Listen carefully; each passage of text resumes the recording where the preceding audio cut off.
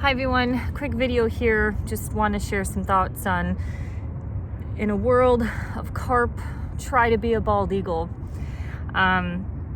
If you know any biological facts about bald eagles and carp or ground feeder fish, it'll all start to make sense, understanding these concepts in a material way, but also in a spiritual way as well.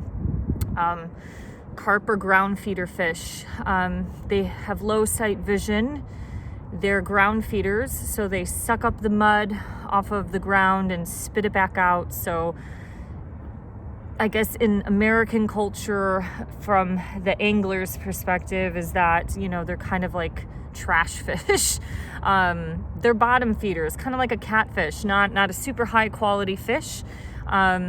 If you know anything about bald eagles, they are pretty spectacular and amazing birds.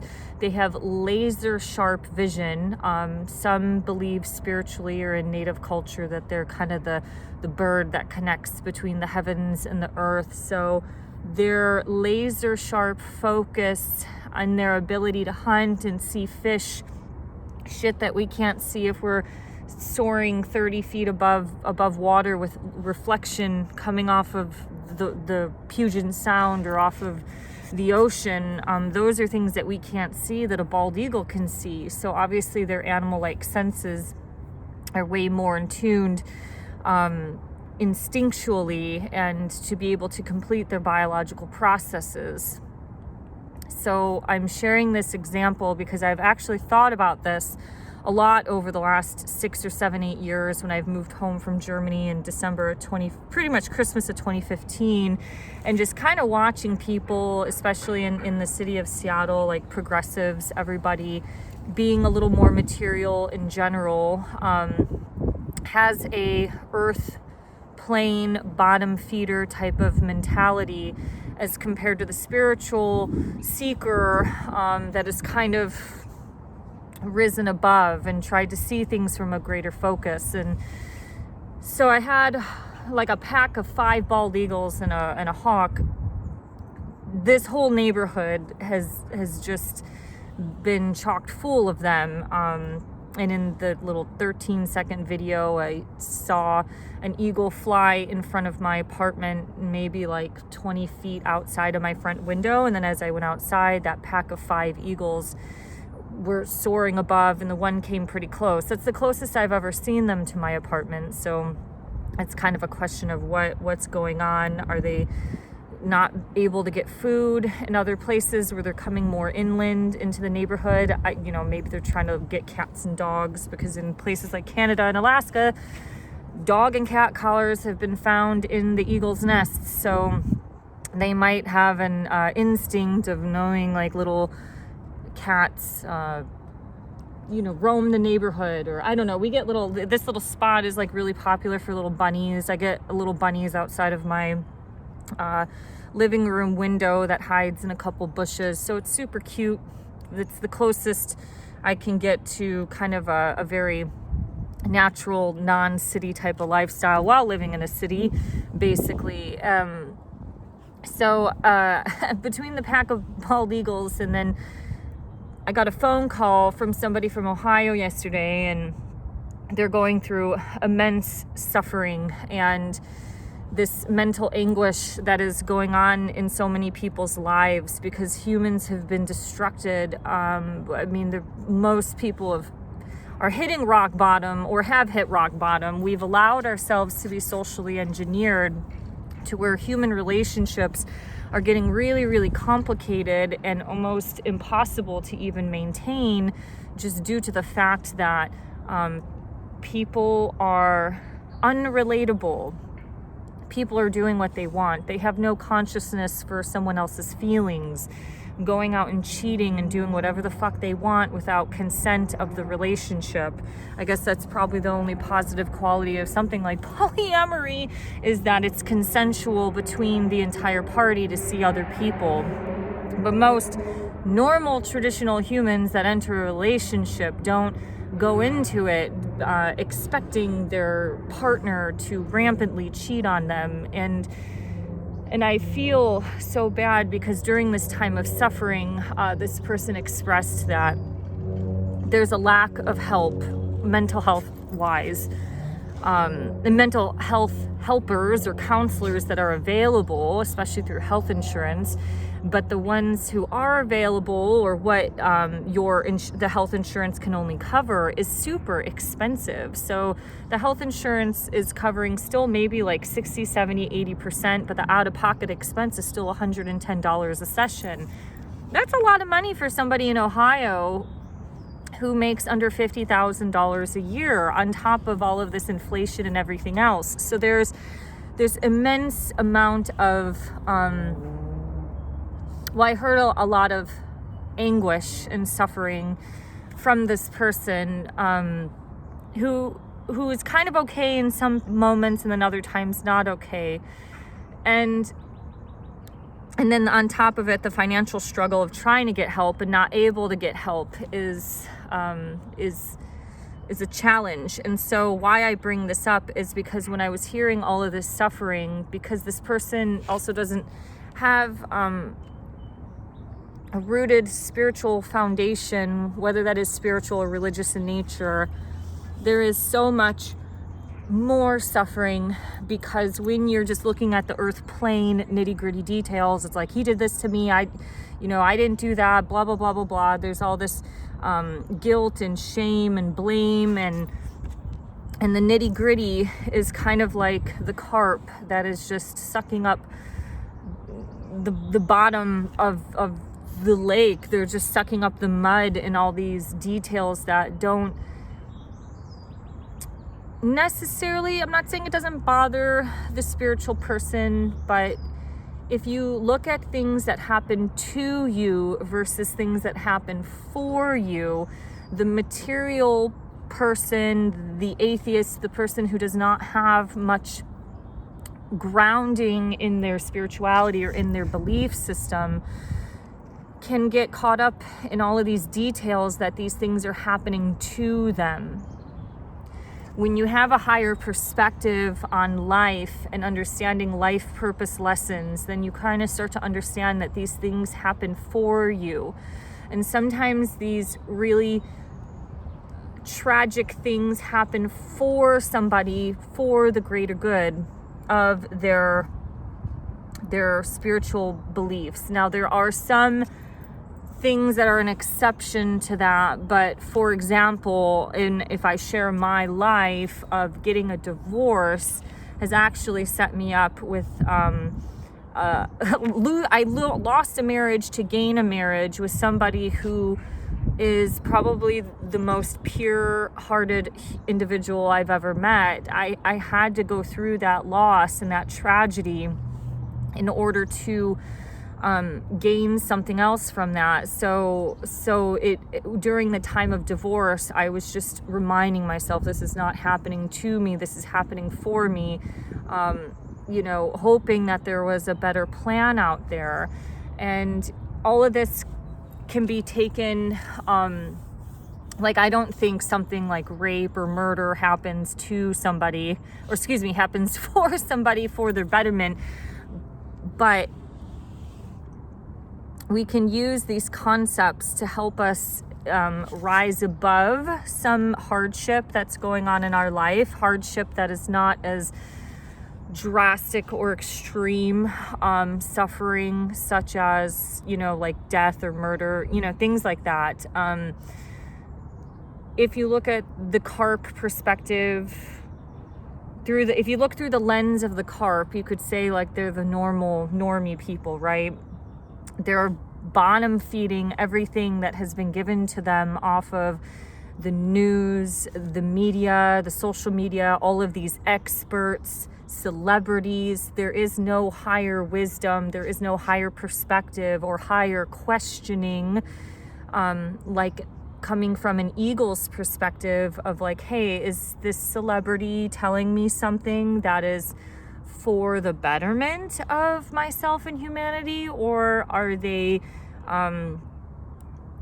potentially funded through big agencies to promote this product that could have detriment for people. So if you start looking at the two opposite, I mean, they're polar opposites, right? I mean, one is a land and an air creature, the other one is a water creature. So yeah, if you just it's just two different perspectives. You know, one thing I've mentioned, I don't know if I ever made a video on this, is just like how to look at your life like a Google map. If you look at a Google map, say you type in your address and you see your house, and then you keep punching the negative button, and it zooms out and it zooms out, and eventually if you keep zooming out, you tend to see the whole planet for whatever shape we know it as. And having an eagle perspective is kind of seeing the bigger picture of everything. It's seeing that interconnectedness. It's not blinded by the thing that's right in front of them, which a carp would be blinded or have a low sight vision because they're also making murky, muddy water. They're sucking up mud, spitting it out. Mud is floating through the water. It's making it nice and murky. And we can look at that a lot with television technology, the screens. So we can use nature to kind of understand the roles that each one of us are playing, and neither side of the spectrum is perfect. There's positive and negative qualities to every creature and specimen on the planet. Like I said, eagles eat our beloved pets, cats and dogs, and our little bunnies and squirrels, and that's really sad in itself. So there you know, there's a tough side to all these things, but in a world full of carp, let's try to become the eagle, having that bigger perspective. When you have that bird's eye view of everything, you start seeing that interconnectedness. And this has to be even shown, understood in the spiritual or the alternative media communities, because a lot of these alternative medias that people have gotten hooked on, and I know when I really awoken to everything that was happening when I lived in Germany after October 2015, once I saw the migration crisis happen, it was like, and then I saw the Monsanto and Bayer merge, and that was kind of my breaking point. And at that point, Obama signed the Monsanto Protection Act, and as somebody that's worked in health and wellness for so long and has tried to specialize more in holistic health, it was like that was the line that I drew in the sand. That was like, this is bullshit. And it kind of like snapped me out of a 29-30 year coma, especially because all the spiritual communities in Seattle before I moved were all like, we're moving into the age of Aquarius, we're all gonna be holding hands and brotherhood like around the world, and all this, you know, kumbaya bullshit. And what was my point of all of that? Oh, I got hooked on a little bit of that alternative media back in 2016 when I moved back to the States, and I was like, well, Jesus, these people are telling the truth. They're telling the truth. And now, as we've seen over the last 3 years, and now we have a greater understanding of what's happening, is this control method. You can use the words Khazarian funding. It's in the right and the left hand of everything. It's in the political spectrum. They have funded a lot of the alternative media channels. Some of those alternative media channels, like Stu Peters, use a lot of like hypnotic techniques in their bottom corner with like the scrolling red, white, and blue colors and flags, and it's really easy to become a carp in an eagle world, because that person or channel or somebody is telling the truth, when reality it's a little deceptive and murky and blinding, because they're not going to tell the whole truth, because their funding comes from that lineage of people that we are now seeing as the evil doers for thousands and thousands of years. And that funding comes from that lineage to promote an agenda, and those type of people are your opportunists. in this time frame. So they are selling out a little bit for their benefit and gain, to make some money during this time in the truth-seeking movement. So yeah, I don't know, because I'm trying to think. I guess eagles are pretty. There's actually one way. Well, actually, I think that's a hawk right behind the camera, like kind of far away. Yeah, I don't know what's going on with them. I don't know if it's hunting season. Usually, bald eagle season is in January because they're nesting during that time. I'm assuming it's nesting in January. It's not mating. I don't remember. I'd have to look it up, but I know January is the big time. They're everywhere up north, out in like Mount Vernon and along the river fronts. So it is, you see an eagle, you're like, you're kind of blown away by it. Normal people don't care. I posted that video on Facebook and no one gives a shit. No one commented on it. But if I maybe posted a picture of a big sloppy pizza with a nice ice cream cone that's vegan, everybody would start to care about it. So,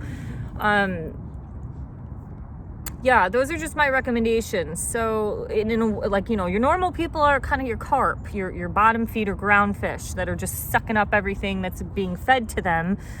But however, we have this problem also in the alternative media channel. I don't want to do this, but I want to start to look at the funding, starting to connect the dots, because it's really easy to connect the dots of seeing how BlackRock and Vanguard have funded the major stockholders in companies like Amazon and McDonald's and Berkshire Hathaway and it's like Berkshire Hathaway sometimes is like the number 3 stockholder in some organizations and corporations. So that's easy to see. I don't know if it's really easy to find the money trail of the funding of these alternative media channels.